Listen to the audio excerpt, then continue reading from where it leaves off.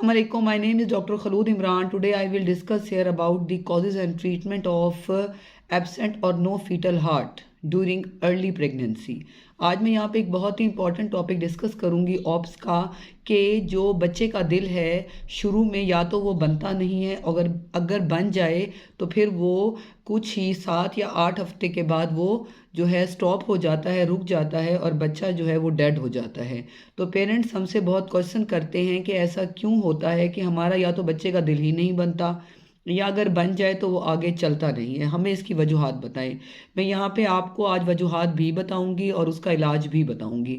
सबसे इसकी पहली और अहम वजह है क्रोमोसोमल एबनॉर्मेलिटी यानी कि जेनेटिक्स, यानी कि जीन्स में अगर ये मसला है पेरेंट्स में और बच्चों में वो मुंतकिल हो रहा है तो वो अल्लाह की तरफ से कुदरती तौर पर प्रेगनेंसी प्रोसीड नहीं होती, या तो बच्चे का दिल ही नहीं बनता और अगर बन जाए तो कुछ हफ्ता या दिनों के बाद वो स्टॉप हो जाता है। उसमें जो नॉर्मल क्रोमोसोमल पैटर्न है वो आपको पता होना चाहिए, या वो 46 क्रोमोसोम्स होते हैं नॉर्मल ह्यूमन बीइंग में, लेकिन अगर ये 45 हो जाएं, 47 या 49 हो जाएं तो ऑटोमेटिकली जो है ये एक बहुत बड़ी कॉज है एब्सेंट फीटल हार्ट की।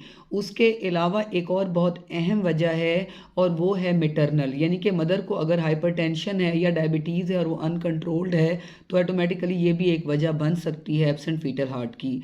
उसके अलावा एंटी फॉस्फोलिपिड सिंड्रोम है, ये भी एक मर्ज़ है जिसमें हमारी बॉडी में एंटी फॉस्फोलिपिड और एंटी कार्डियोलिपिन एंटीबॉडीज़ बन जाती हैं जिसकी वजह से बेबी आगे प्रोसीड नहीं कर सकता। उसके अलावा ये है कि अगर मैटरनल यूट्रस में अगर माँ की बच्चेदानी में कोई रसोलियाँ हैं उसकी वजह से भी एक नॉर्मल ब्लड सप्लाई ना होने की वजह से और एक नॉर्मल इम्प्लांटेशन की जगह ना होने की वजह से बेबी प्रोसीड नहीं करता। उसके अलावा फोलेट डेफिशिएंसी है फॉलिक एसिड की, कि अगर मदर जो है बिफोर और ड्यूरिंग प्रेगनेंसी फॉलिक एसिड का एक नॉर्मल अमाउंट नहीं लेती तो उसकी वजह से भी बेबी नॉर्मल प्रोसीड नहीं करते।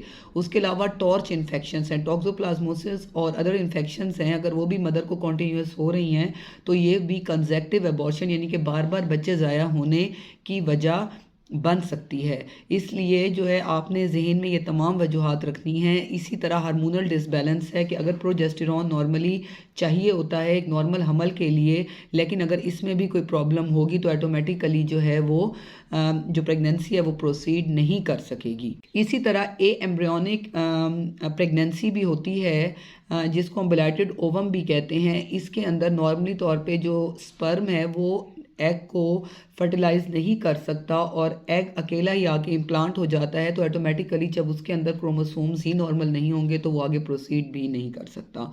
ये तमाम वजूहात हैं। अब इनका इलाज आप लोगों ने स्टेप बाय स्टेप करना है। अगर आपको प्रेगनेंसी बार बार ज़ाया हो रही है, मतलब ये कि फीटल हार्ट नहीं बन रहा बार बार और ब्लीडिंग स्टार्ट हो जाती है, तो आपने सबसे पहले एक कॉम्पिटेंट और अच्छी गायनेकोलॉजिस्ट के पास खुद को बुक करवाना है ताकि वो आपकी प्रॉपर हिस्ट्री लें।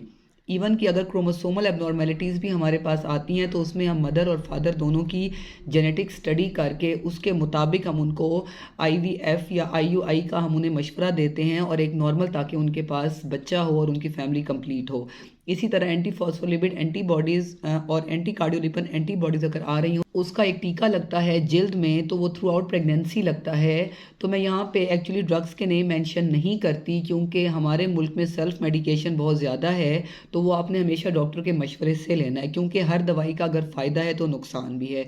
तो विदाउट प्रिस्क्रिप्शन प्लीज़ आपने नहीं लेना। इसी तरह अगर हार्मोनल इम्बैलेंस है तो फिर हम प्रेगनेंसी के साथ साथ जो है वो हार्मोन्स के इंजेक्शन लेके चलते हैं जो कि IM लगते हैं फीमेल को, और वो भी थ्रू आउट प्रेगनेंसी या 5 मंथ्स 3 मंथ्स अकॉर्डिंगली या 8 मंथ्स जैसे भी आपकी गायनेकोलॉजिस्ट बेटर समझेंगी वो आपको प्रिस्क्राइब करेंगी।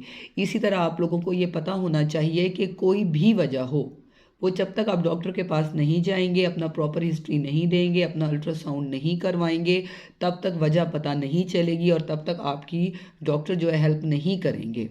अमूमन हमारे मुल्क में पहले तो कहते हैं जी हमल के 3-6 महीने तो अल्ट्रासाउंड करवाना ही नहीं चाहिए, तो पेशेंट हमारे पास आते ही ब्लीडिंग के साथ हैं। लेकिन अगर आप टाइमली आ जाएं या हम फैमिली हिस्ट्री लें या हम उसके मुताबिक फ़ीमेल को लेके चलें या उसको कोई ऑलरेडी हाइपरटेंशन चल रही है या डायबिटीज़ चल रही है तो उसको हम ट्रीट करेंगे, ताकि जो है माँ हेल्दी होगी तो बच्चा ऑटोमेटिकली हेल्दी होगा।